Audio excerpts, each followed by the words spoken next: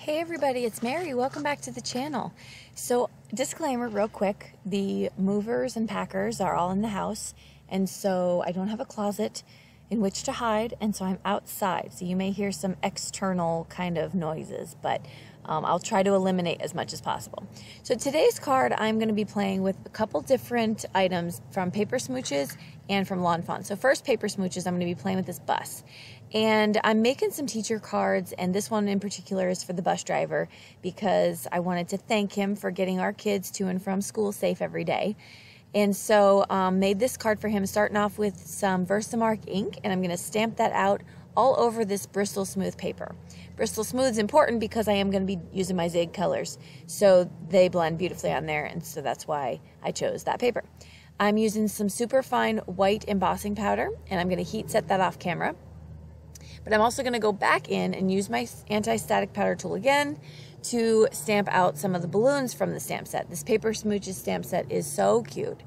And every year I pull it out. Well, this is the second year I've had it, but I will continue every year to pull it out and use what I can from it. So, speaking of one of those external noises, do you hear that playing above me? Okay, I never thought I'd miss my closet so much. So I'm using some really glittery red embossing powder here. I think this is from Stampin' Up! From a couple years ago. And I'm going to get those all nice and glittery red. Then I'm going to take my Zig, I believe this is called Bright Yellow, and I'm just going to put the marker down on certain areas of the bus, and then taking my water brush and just blending that out. So that's the magic of Zigs. They just blend so easily. They make coloring so fast. There's really not, I love alcohol markers, so please don't get me wrong there. It's just the difference in what they do.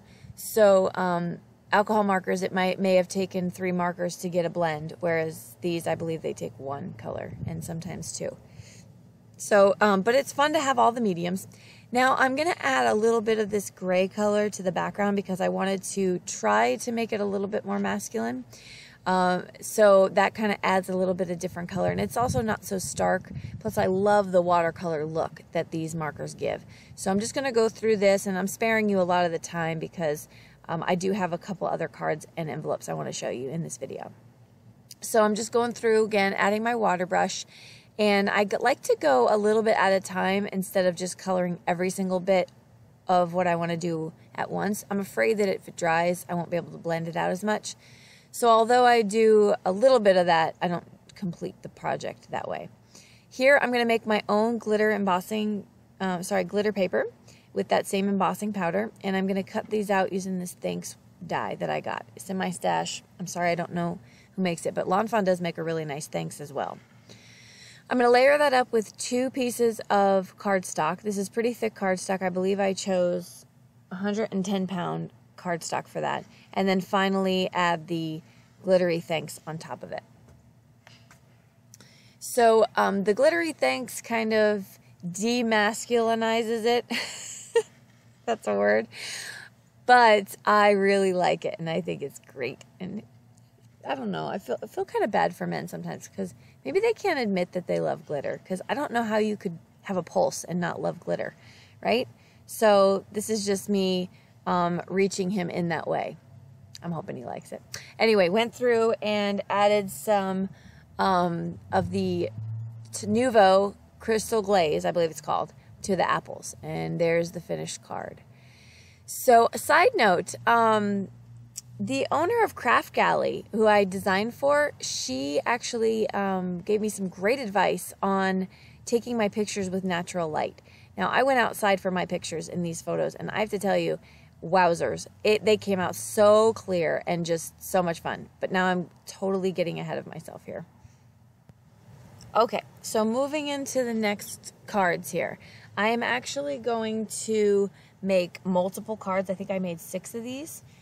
And but they're little mini cards, so they're very simple. But I started with my ink blending, and then I'm going to take out this Fawn crayon.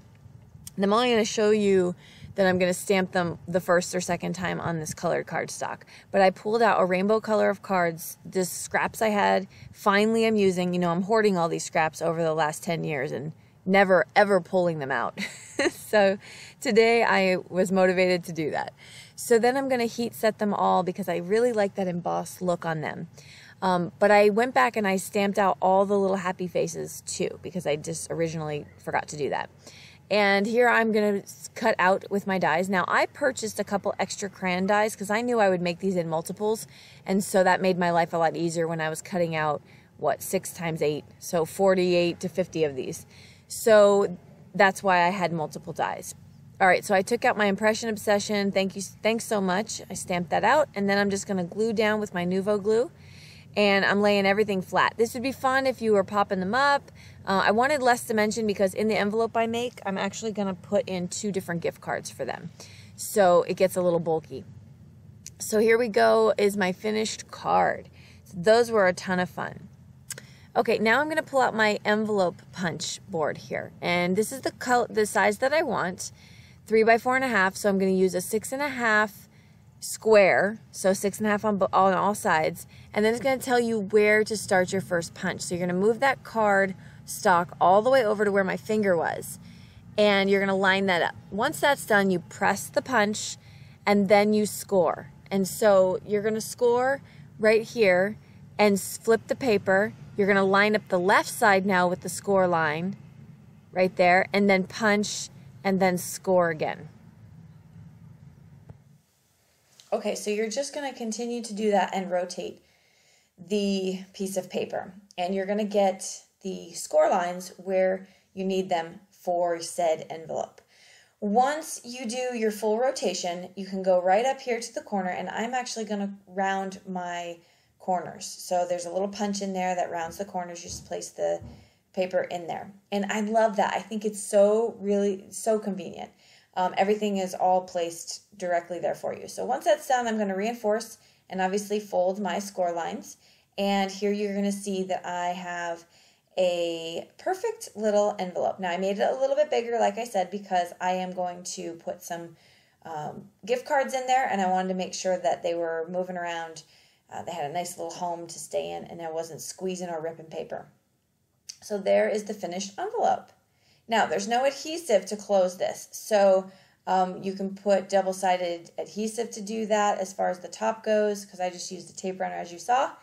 But I think I'm going to close them with a little sticker. Okay, so I'm taking back to the Paper Smooches stamp set, and I'm going to stamp out some pencils, a little apple, and then a sentiment that says, "Thanks, teacher." Now, when you color these in, you really start to see your envelope come to life. So I took a silver gel pen, and I'm coloring in where, you know, the silver right before the eraser is. So I'm doing that. And then I'm going to color in with a Copic marker, just this light pink for the eraser.